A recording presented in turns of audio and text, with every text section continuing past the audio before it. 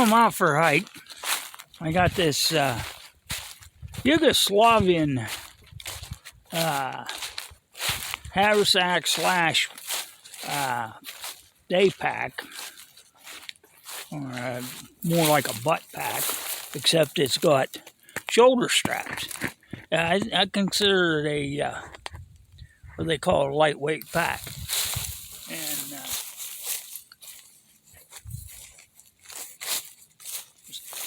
to give you a preview of it, I've been trying to show it out in the woods, but I'm at the edge of the strippings up here,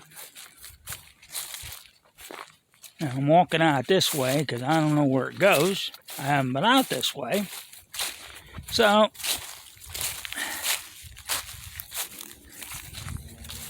like I said, I'm out for a jaunt, leg stretch, go up a hill to build my wind up. I didn't want to carry, whoops, wrong glove. I want to get my gloves on. The air's pretty cold. Sorry about the wobbles.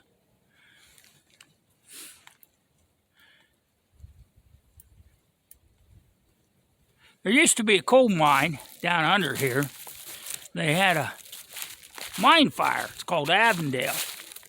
And you can see the old shaft. Well, it isn't a shaft. It's where they used to bring coal cars out. Now it's sealed off down there. They made a little shrine for the dead coal miners. And there was a bunch of them. And it was tragic. And so what they did is they brought equipment in, bulldozers, steam shovels, drag lines, and they dug down, and this is what you got. And they took the coal out, and they dug coal up there too. There was small veins and stuff, and you can see where they dug it out, just left it. Well, DER, the Mine Reclamation Act, the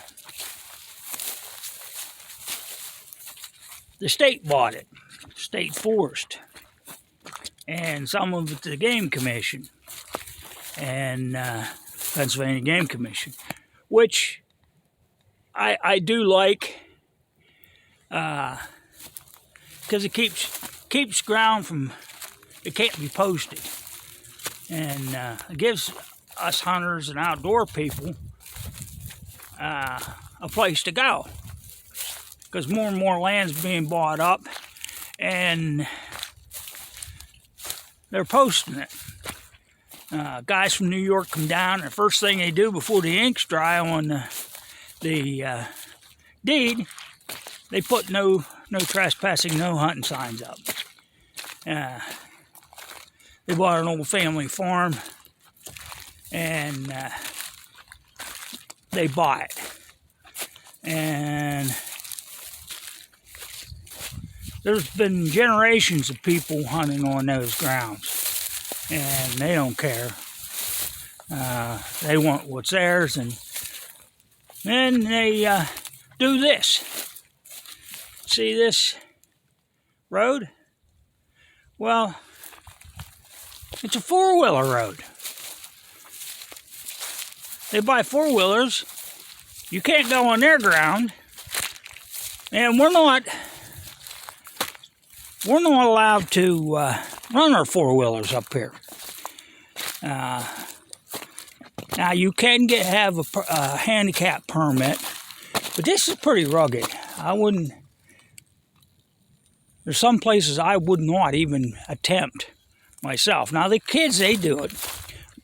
And over that way, and yeah, it's over that way.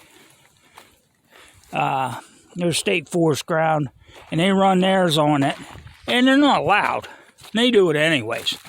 And They got the ground. You ought to see some of the mud holes up here that the kids keep running in, splashing mud all over the place, ripping it up. They can't catch them, or they don't have enough people to enforce it. But that's what happens. These people from out of the area, they don't have respect. And, of course, you big city people, some of you guys know that. People don't respect one another, their spaces and their privacy. They think they can do whatever they want.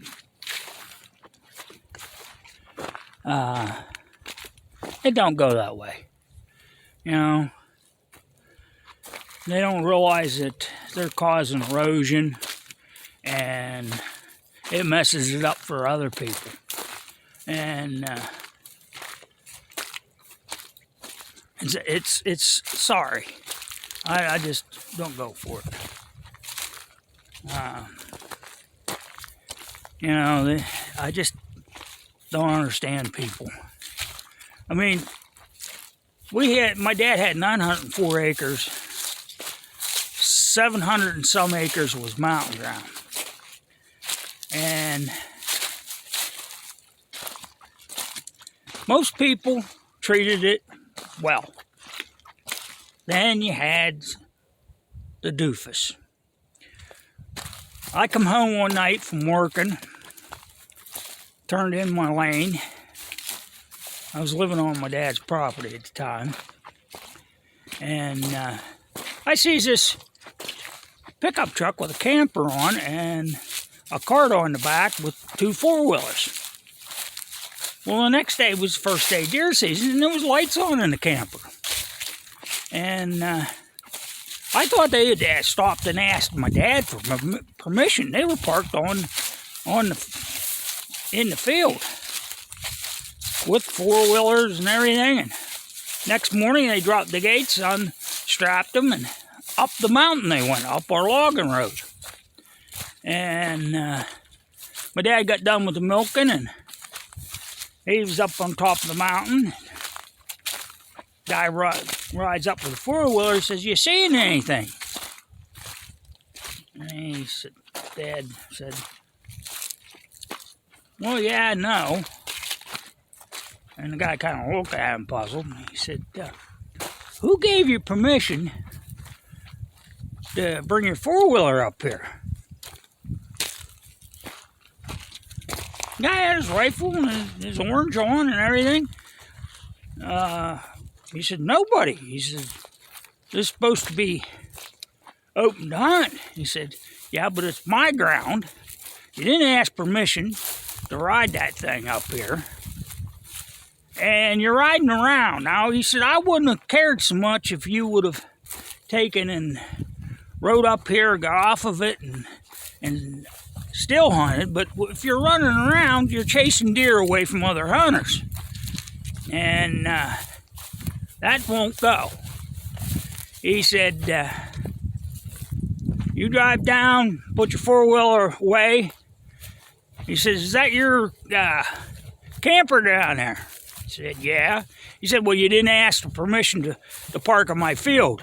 That's not public parking." He says, "I let my friends park there because they've asked." And he said, "You didn't ask, so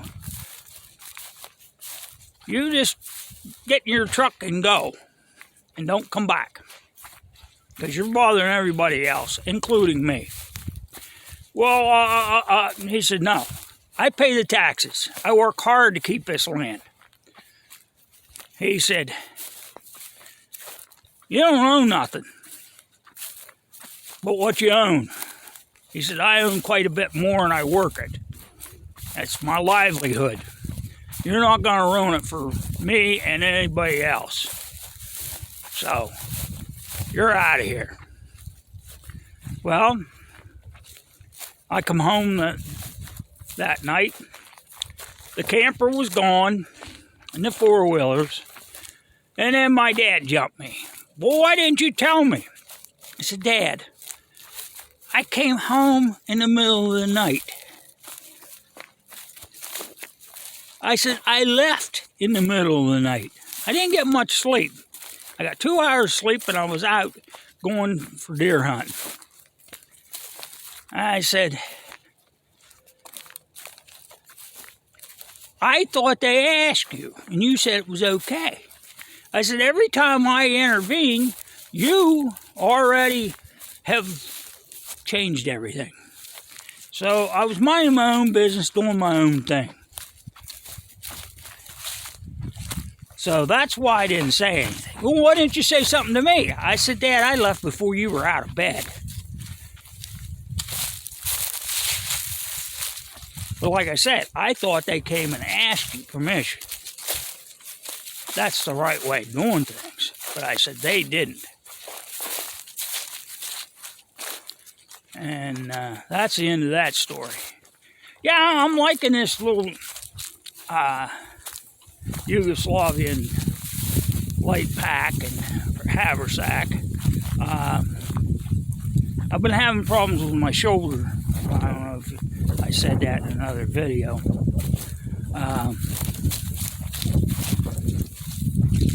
The arthritis, you know, I'm almost 68 years old. Things wear out. And I love my Hidden Woodsman haversack. I just, and his day pack. But sometimes you don't need a day pack. You just need a little bit of gear like this. I don't know if I can get it back there. Just enough in case you get in trouble. That's why I like a haversack.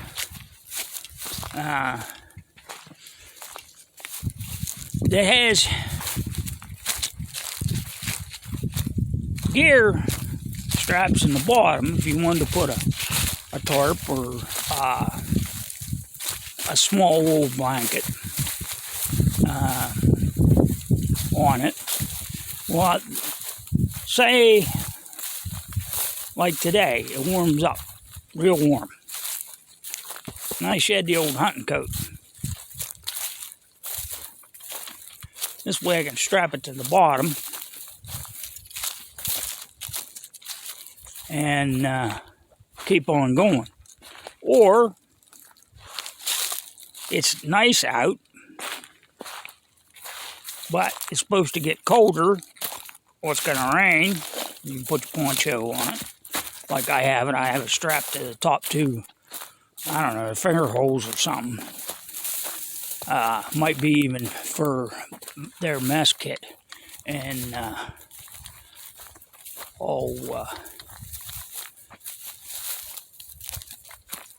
their canteen. There might be loops for that, because that Yugoslavian one has wool on it and has a strap come up and has a cup strapped to it, and you can hook it in and of course, their mess kit is a small square thing too. That's the newer ones, I think. I'm not 100%. But I've been seeing this guy from England.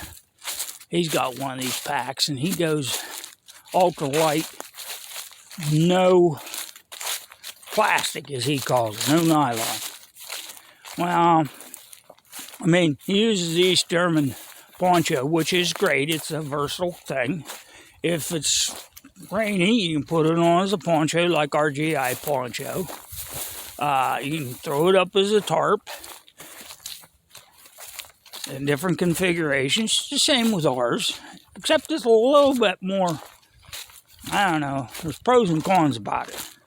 I've used the star, or the diamond, but I like to take that with me hunting, because if the wind's blowing, okay, I put that on, it blocks the wind and it keeps you a little warmer. And I carry a polar fleece throw, and I'd cut a head hole in it. And I even use it with my army poncho, because it can be raining, you know, the cold rain. I can throw that underneath, because the Woolby don't have a head hole, and I really don't want to cut a head hole in my Woolby. Now the 5-star has a foot zipper, the Woolby, and you can put it on like a tube, and I put a cinch strap, and I can pull it up, cinch the strap, and then fold it down over my legs. But my shoulders is what I want to keep warm.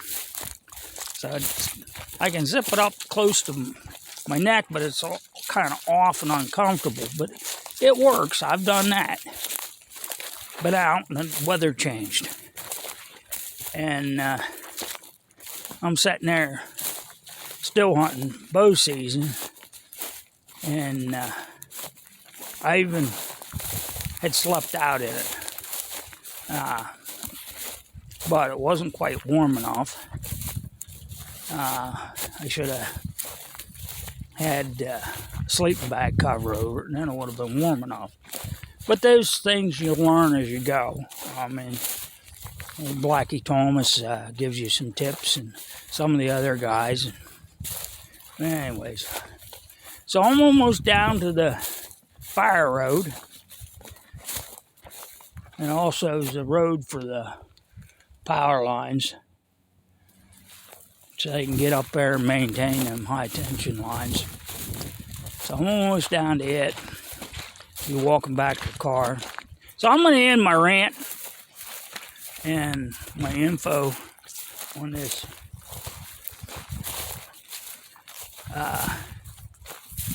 Yugoslavian lightweight pack haversack. I would just wish Malcolm would make something like this. I'd even send the one that's all tore up so you can get, but it's the same size as the haversack. The only thing is there's lashing points to it. Now I know on his original one, not the French trade that I have, the straps are long enough you can roll something up, but without them keepers in there, I lost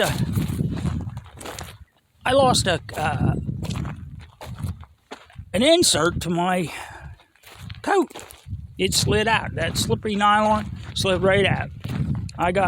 Then the wind picked up. I needed it, and I went for it. It was gone. I had no idea where I lost it. Somebody got a free coat. And so I like the keepers. These straps here could be just a tad longer.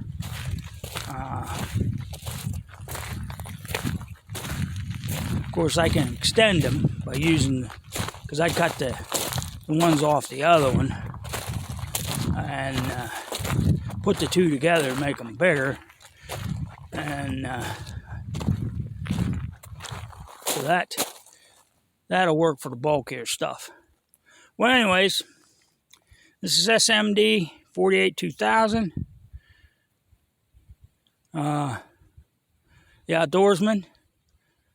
Have a great day.